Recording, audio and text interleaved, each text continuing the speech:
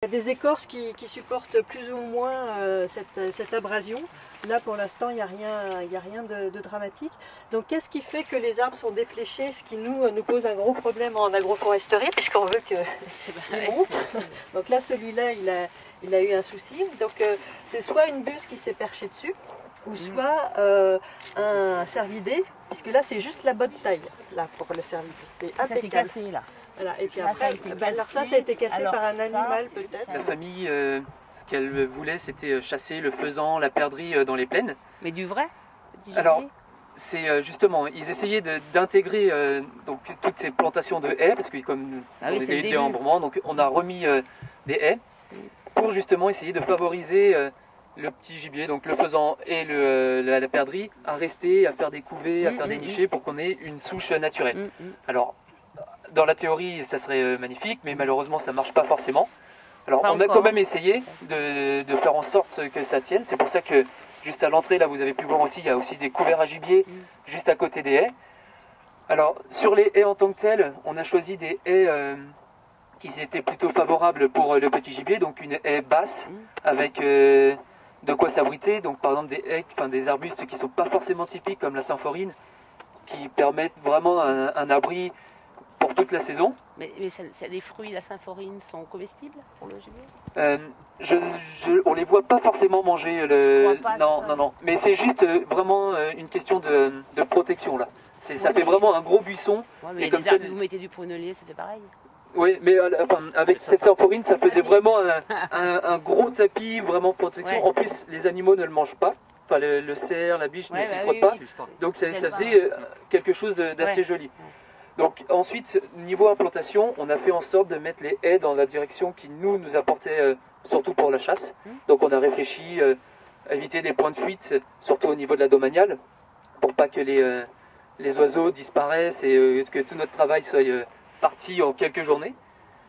Et après, voilà. Donc c'est surtout pour ça, c'était surtout avant tout pour le petit gibier. En tant que représentant de la Chambre d'agriculture, ça m'intéressait d'avoir votre avis sur ce que vous avez vu alors. Ça nécessite un petit peu de taille de formation. Ah, certainement. Mais je pense que c'est un travail qui ne sera jamais fini de toute façon. Mais globalement, il y a l'ensemble, pas seulement les arbres, mais les arbres dans les champs, avec les moutons, tout ça, en l'état, à ce stade-là de l'aventure, ça vous paraît comment? Moi, c'est quelque chose qui me parle. Effectivement, l'important, c'est de pouvoir faire monter les arbres. C'est-à-dire qu'aujourd'hui, si on les laisse pousser tels qu'ils sont, on risque d'avoir des arbres qui vont être plutôt de port champêtre et qui vont s'étaler sur les cultures. Oui.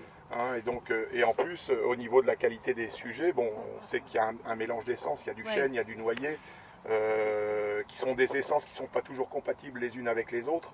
Le noyer avec le chêne, c'est vrai que ce n'est pas vraiment des essences qui sont en général côte à côte. Le noyer est plutôt une essence champêtre, donc avec un port relativement étalé. Le chêne est plutôt une essence forestière qui peut être relativement à port érigé. Donc aujourd'hui, il va falloir gérer tous ces arbres-là individuellement. La densité sur la ligne, elle est effectivement à 4 mètres, donc ça laisse quand même la perspective dans le futur d'avoir un choix possible.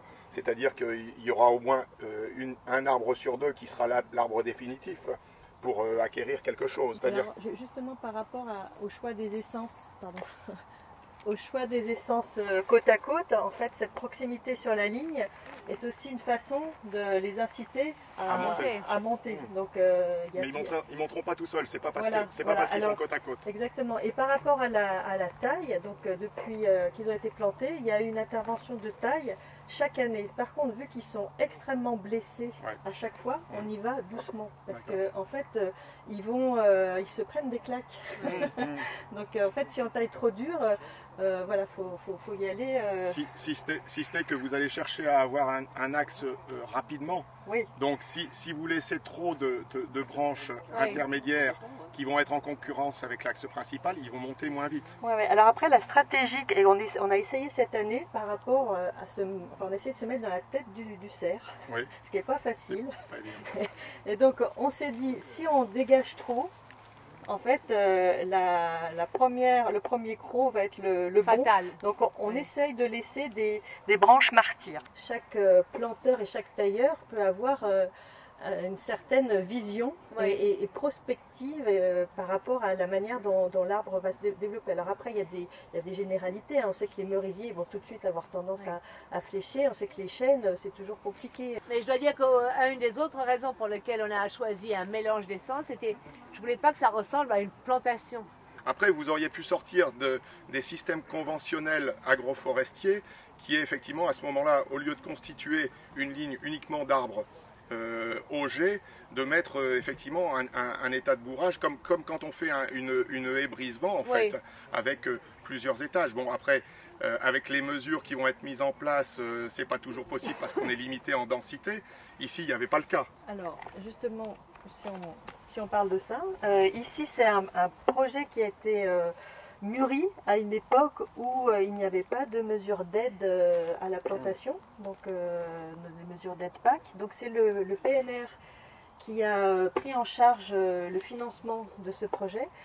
Les techniciens du PNR ont également souhaité participer en fait au choix des essences. Et donc pour des questions de biodiversité, avec des enjeux justement par rapport à cette plaine qui était assez voilà, qui avait des forts enjeux par rapport à réintroduire de la biodiversité. Donc voilà, là encore, la conclusion, c'est que ce projet-là est le fruit de discussions de différentes personnes autour de la table, avec des choix qui ont été pris en commun, donc qui relèvent à la fois du compromis et de résoudre la quadrature du cercle, si je peux dire. Voilà, et j'insiste vraiment, c'est en ce sens que ce projet-là est pilote. Alors, ça ne veut pas dire qu'on va reproduire tout ce qui a été fait là ailleurs, mais l'idée c'est de tirer des enseignements de ce qui a été fait. Voilà.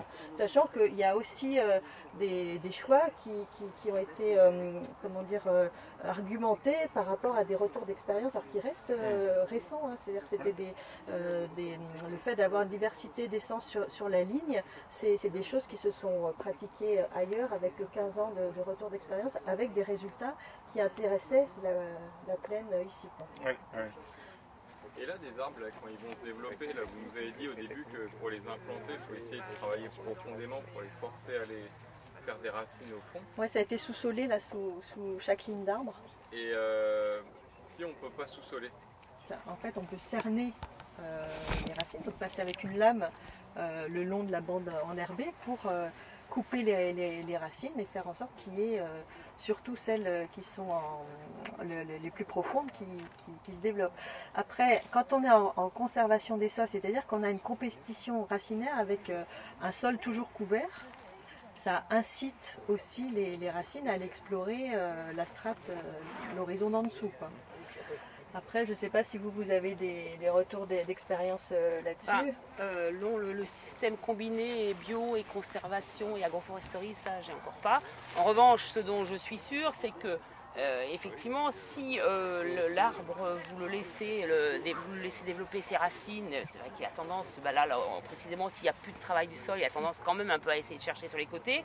Mais ce qu'il ne faut surtout pas faire, c'est de dire au bout de 10 ans, tiens là ça commence à m'énerver, je vais couper là, parce que là on lui coupe, on peut lui couper un énorme volume. C'est-à-dire que soit on passe régulièrement, on fait un cernage, ça s'appelle un cernage en fait, on fait régulièrement ce cernage parce que voilà. Ou alors, mais il ne faut pas le faire en disant tiens, un seul coup se lever le matin en disant tiens, je vais faire ça quoi. Parce que là, les arbres, là, ils en prennent, c'est comme si on leur coupait la moitié de leur volume racinaire, ça, ils n'aiment pas. Hein. Nous, on a fait l'observation du système racinaire des arbres qui sont semés ou des arbres qui sont plantés. Clairement, ceux qui sont semés vont d'abord envoyer, en fait, ils font d'abord de la racine, et de la racine plutôt à tendance profonde, avant de faire du système aérien. Et donc c'est en ça où le semis peut aussi avoir un intérêt. C'est-à-dire que la tendance naturelle, ça va être tout de suite d'aller explorer. Et notamment, on avait fait l'expérience en période de sécheresse en 2003, où on avait planté des chênes et semé des chênes.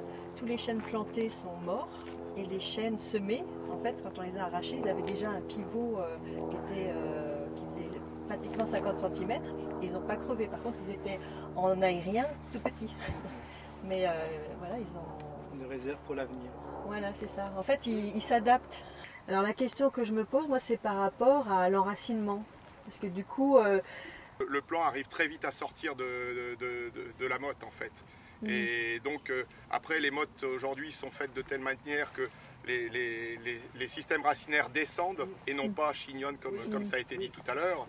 Et dans des mottes beaucoup plus importantes comme les Starpo 7 litres par exemple, là on a vraiment un système pyramidal avec un système racinaire qui est bien dimensionné par rapport à la hauteur du plant, quoi. Et donc on a une meilleure reprise en général. Après, la seule crainte qu'on peut avoir, effectivement, par rapport à ces plants mottes, c'est si on a du sanglier. Ah oui, voilà. En sachant qu'effectivement, le sanglier est aussi une problématique, puisque ça peut effectivement être une cause de d'éterrage systématique des plants, puisque eux vont aller chercher les petits vers qu'il peut y avoir dans la motte. La grosse période compliquée, surtout quand ça sort, c'est quand ils vont commencer à perdre leur velours, parce qu'ils ont besoin d'enlever ce velours, donc ils vont commencer à venir se frotter contre les arbres. C'est des dégâts, surtout quand les jeunes pousses sont comme ça, on voit les branches qui se cassent au milieu. Après, le problème, c'est que jusqu'à présent, là, ça tient. Après, c'est vrai que plus ça va aller, plus ça va être fragile du pied. Et donc, peut-être qu'il va y avoir... Parce que là aussi, si ça se casse, c'est tout l'arbre qui est foutu. Ça emmène tout, en fait. Tout casser. Donc. Parce que là, maintenant, avec la nouvelle système de culture, en tout cas en hiver, si on a du trèfle comme là, à l'heure actuelle, le cerf va s'arrêter avant d'arriver jusqu'aux arbres. Ils auront de quoi se nourrir. Et ils n'auront pas ce besoin forcément de venir, parce que des arbustes, ils en auront déjà en forêt. Et si en plus ils trouvent de quoi se nourrir d'autre chose, ils vont d'abord manger le trèfle avant de s'attaquer aux arbustes.